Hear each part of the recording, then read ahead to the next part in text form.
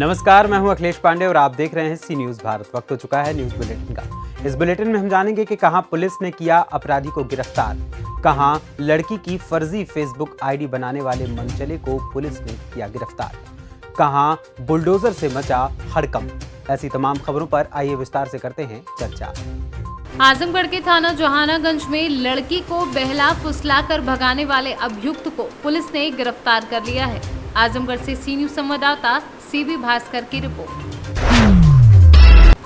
आजमगढ़ के थाना कप्तानगंज में लड़की का फर्जी फेसबुक फोटो आईडी बनाकर परेशान करने वाले अभियुक्त को पुलिस ने गिरफ्तार कर लिया है। आजमगढ़ से सी न्यूज संवाददाता सीबी भास्कर की रिपोर्ट। जालौन उरई में मुख्यमंत्री योगी आदित्यनाथ की पहली प्राथमिकता है कि पूरे प्रदेश में सरकारी जमीनों पर अवैध कब्जा हटाना तथा अतिक्रमण के खिलाफ अभियान चलाकर मुक्त कराना। और इसी क्रम में जिलाधिकारी प्रियंका निरंजन, पुलिस अधीक्षक रवि कुमार, भारी पुलिस फोर्स के साथ अतिक्रमणकारियों को कड़ी चेतावनी देते हुए कहा कि अवैध अतिक्रमण हटा लें, अन्यथा अगली बार बुलडोजर चलेगा।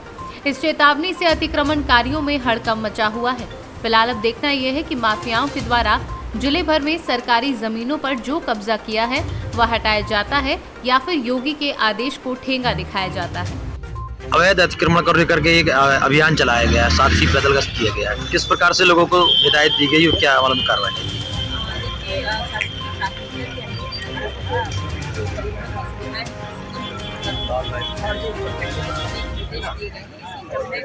मेरे द्वारा सरकार के द्वारा संयुक्त से पेट्रोलिंग की गई है और सड़क पर जो भी अतिक्रमण पाया जाएगा उसको नगर पालिका और स्थानीय प्रशासन को निर्देश दिए गए हैं, जो नियमानुसार। जालौन से सी न्यूज संवाददाता जितेंद्र कुशवाहा के साथ जान मोहम्मद की रिपोर्ट। मनोहर थाना में क्षेत्रीय विधायक गोविंद रानीपुरिया और जिला प्रमुख प्रेम बाई दांगी ने मनोहर थाना क्षेत्र ग्राम पंचायत चंदीपुर से शोरती के मध्य आम रास्ते की समस्याओं को देखते हुए गुरुवार को जिला मुख्यालय प्रमुख कोष से 10 लाख रुपए की लागत से बनने वाले इंटरलॉकिंग खरंजा निर्माण कार्य का भूमि पूजन किया। वहीं अब इस खरंजा निर्माण कार्य से दोनों ग्राम पंचायत का मध्य आने जाने वाले राहगीरों को सुविधा उपलब्ध हो सकेगी। राजस्थान से सी न्यूज संवाददाता भगवान सिंह राजावत की रिपोर्ट। सोनभद्र में रेलवे आवास में ताला तोड़कर हुई चोरी के संबंध में युवक ने थाने में तहरीर दी है और न्याय की गुहार लगाई है। मेरा नाम सत्यदेव पांडे है। हम चोपल लोगों कॉलोनी में रहते थे। क्वार्टर नंबर 105 IW के माध्यम से क्वार्टर हमको मिला था, जिसका मैं एडवांस पैसा भी दिया था और 2000 रुपया महीना भाड़ा देता था। और इधर 3 महीने से कुछ विवाद के चलते हम प्रेस में भी रहते हैं। इस वजह से इन लोगों का कुछ हमें रिकॉर्ड मिला, जिस वजह से इसे हम उच्च अधिकारियों तक भेज दिए। इस वजह से इन्होंने हमें बगैर सूचना दिए, बगैर नोटिस का किसी भी चीज़ का जानकारी नहीं दी और हम चौपन में ही थे और अपने दुकान पर बैठे थे। मेरा परिवार डाला गया हुआ था, हम चौपन में ही थे प्रीतनगर में दुकान पर, और इन लोगों को द्वारा सूचना न देकर जाकर हमारे घर का ताला तोड़कर सारा सामान निकाल के उठा ले गए और अपना ताला लगा दिए। जब हम सुबह में गए देखे, पता चला किसी के माध्यम से कि आपके घर का सारा सामान IW और RPF के लोग ले गए, तो हम चुपचाप थाने में जाके एप्लीकेशन दिए। एप्लीकेशन देने के बाद चले आए और उन लोगों के द्वारा अभी तक न किसी भी प्रकार का मुझे कोई सूचना दिया गया, न कुछ कहा गया कि हाँ अपना सामान ले जाओ या तुम्हारा ताला तोड़ दिया गया। इसका हमें कोई जानकारी इन लोगों ने नहीं दिया। जबकि इनका एक वीडियो था वायरल, वो वीडियो हमारे पास था और इन्होंने फर्नीचर बनवा के रखा था, वो वीडियो हमारे पास आया था। हम प्रेस के पत्रकार के चलते इसको हम उच्च अधिकारियों से पूछने का प्रयास किए। उच्च अधिकारियों ने इसका जवाब न देते हुए इसमें खुद अपनी संलिप्तता दिखाई और DRM RPF कमांडेंट खुद चौपन में आए और IW से किसी भी प्रकार का सवाल नहीं किए, न इस बारे में पूछे, बल्कि सही बात को उजागर करने पर हमारे घर को उजाड़ दिए और हमारा सारा सामान। सोनभद्र से सी न्यूज संवाददाता मुस्ताक अहमद की रिपोर्ट। बदायूं जिले के कोतवाली उजानी क्षेत्र के बुटला बोर्ड के बाजार में उड़ाई जा रही योगी आदित्यनाथ के आदेशों की धज्जियां। नवरात्रि के दिनों में खुले में बिक रहा है मीट, प्रशासन का कोई ध्यान नहीं। बदायूं से सीनू संवाददाता अंकित तोमर की रिपोर्ट। बैतूल के जेएच कॉलेज परिसर में लगे चंदन के पेड़ काटकर चोरी करने वाले आरोपी पुलिस के हत्थे चढ़ गए हैं। दोनों आरोपी मुल्ताई क्षेत्र के गांव के रहने वाले हैं। गजब का दुस्साहस दिखाते हुए कॉलेज परिसर से पेड़ चुराए गए थे। यही नहीं, बैतूल शहर में ही वह लकड़ी बेचने का प्रयास भी कर रहे हैं।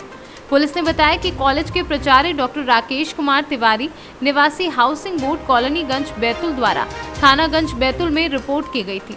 10 मार्च 2022 की दरमियान रात को किसी अज्ञात व्यक्ति द्वारा जेएच कॉलेज परिसर में लगे चंदन के पेड़ काटकर चुरा कर ले गए।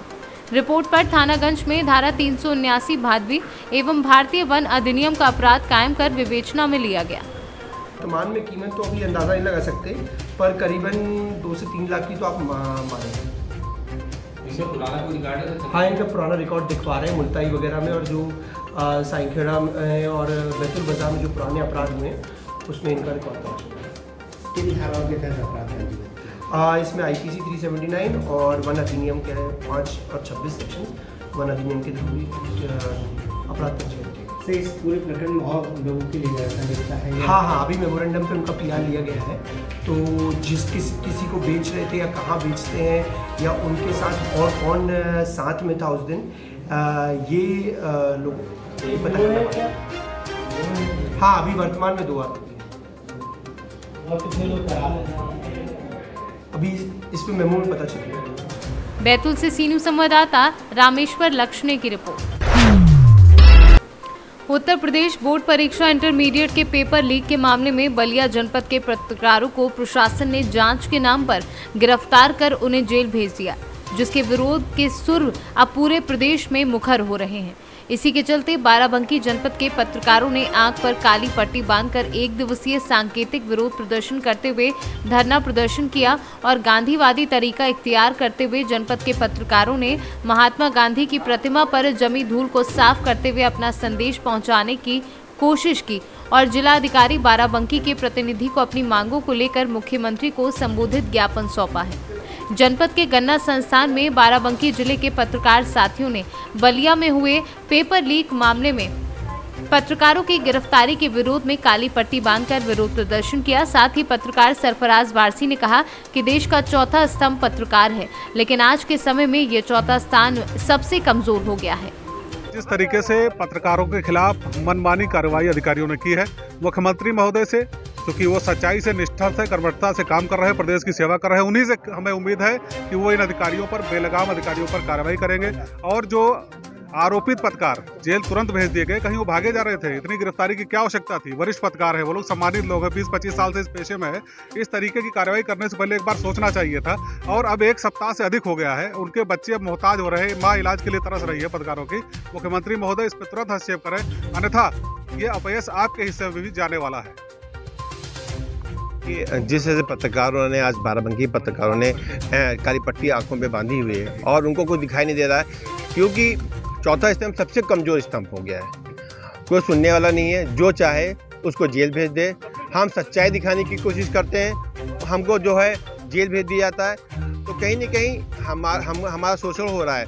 सबसे बड़ा दोषी तो बलिया DM है, क्योंकि उसी के संरक्षण में पूरे पेपर आते हैं। क्यों नहीं उसको सस्पेंड किया गया? हमारा सवाल सबसे बड़ा ये है, क्यों नहीं बलिया DM को सस्पेंड किया गया? उस पर कार्रवाई क्यों नहीं की गई? उस पर कार्रवाई हो। बाराबंकी से सीनू संवाददाता मोहम्मद अरशद की रिपोर्ट। पुलिस गिरफ्त में खड़ा ये शख्स देखने में भले ही आपको शरीफ इंसान लग रहा हो, लेकिन हकीकत में ये वो शातिर आरोपी है जिसने अपनी एक जान पहचान वाली युवती को बाइक पर उसे रेवाड़ी के लिए लिफ्ट दी और फिर रास्ते में ही एक होटल में ले जाकर जबरन उसकी इज्जत को तार-तार कर दिया। पीड़ित युवती की शिकायत पर रेवाड़ी के थाना रोहड़ाई पुलिस ने मनोज नाम के इस आरोपी को गिरफ्तार कर कोर्ट में पेश किया, जहां से उसे जेल भेज दिया गया। सर 370 का मामला अभी परसों रात को एक लड़की हमारे पास आई और उसने लिखित दरखास्त दी कि मेरे साथ एक मनोज नाम के लड़के ने ज़बरदस्ती गलत काम किया मेरे से। और हमने पूछा भी कैसे, वो कहा कि पालो बस स्टैंड पर मैं खड़ी थी, उसको हम पहले से जानते थे। तो उसने कहा कैसे खड़े हो, मतलब मुझे रेवाड़ी जाना है। और उसके बाद वो रेवाड़ी उनके साथ जाने के लिए मोटरसाइकिल बैठ गई वहाँ आगे जाके उसने एक वाटिका होटल है, उसको रोक दिया। होटल में रोकने के बाद वहाँ कमरा ले लिया, कमरे में रुके हैं। वहाँ कमरे में ज़बरदस्ती से उस साथ गलत काम किया है। उन्होंने यहाँ मेरे पास आके रात को दरखास्त दी। दरखास्त के लिए मैंने ASI पूनम को साथ लिया, उसकी तस्दीक की। तस्दीक करने पर मामला ठीक पाया गया, मैंने मुकदमा दर्ज कर दिया। मुकदमा दर्ज करने के बाद मैंने लड़की का 164 CRPC के तहत बयान दर्ज करवाया जज साहिबा के सामने कोर्ट में। उसके बाद में अब रात को आज जो अभियुक्त है एक्यूज उसको गिरफ्तार कर लिया है। सर जो अभियुक्त है क्या नाम है और कौन से गाँव का रहने वाला है? ये सर मनोज नाम का है, डाबड़ी गांव है, तो सदर थाना के अधीन पड़ता है, उस गांव का रहने वाला है। आज इस कोर्ट में पेश आज इनको हम जज साहब के सामने पेश करेंगे, वहाँ से देखो क्या आगे जुडिशल के आदेश होते हैं। हरियाणा से सीनू संवाददाता चैन सिंह की रिपोर्ट। मध्य प्रदेश में भू माफियाओं के खिलाफ लगातार कार्यवाही जारी है, पर अब भी मुख्यमंत्री के द्वारा जो दबंगों को चेतावनी देने के बाद भी दबंग मानने को तैयार नहीं थे, उनके ऊपर लगातार शाजापुर जिले में माफियाओं एवं हिस्ट्री शीटर बदमाशों के ऊपर लगातार शिवराज मामा का बुलडोजर चल रहा है। वहीं गुरुवार को शाजापुर जिले के गुलाना तहसील के पंपापुर में हिस्ट्री शीटर बदमाश मिथुन लखन और हनुमत तीनों के मकानों को जमींदोज कर दिया गया, जहां इस दौरान शाजापुर ADM मंजूषा विक्रांत राय, SDM शैली कनाश, एडिशनल SP TS बघेल, पेशा SDOP KK शर्मा, तहसीलदार सुनील जायसवाल सहित बड़ी संख्या में पुलिस फोर्स एवं राजस्व की टीम मौजूद रही। की चारागाह की भूमि है, इस पे ये जो मिथुन पिता हड़मत ये कई सारे अपराधों में संलिप्त है और इसी के मद्देनज़र जैसे कि माननीय मुख्यमंत्री जी की मंशा है कि माफियाओं के खिलाफ और जो अपराधी हैं उनके खिलाफ ये कार्रवाई हो, तो इनका यहाँ पे अवैध अतिक्रमण था। तो इसको आज जो है वो गुलाना की पूरी टीम SDM, हमारे एडिशनल SP साहब, SDOP साहब और राजस्व और पुलिस की संयुक्त कार्रवाई के माध्यम से इसको ये अवैध अतिक्रमण हटाया गया। जिले में लगातार भू माफियाओं के खिलाफ कार्रवाई जारी है, क्या कहना चाहिए? हाँ, निश्चित रूप से ये मुहिम चलती रहेगी आगे और किसी को इसमें बख्शा नहीं जाएगा। शाजापुर से सीनू संवाददाता किशोर नाथ की रिपोर्ट। फिलहाल के लिए इस बुलेटिन में इतना ही। देश दुनिया की तमाम खबरों के लिए देखते रहें सी न्यूज़ भारत। हर खबर आपके साथ, आपके हाथ।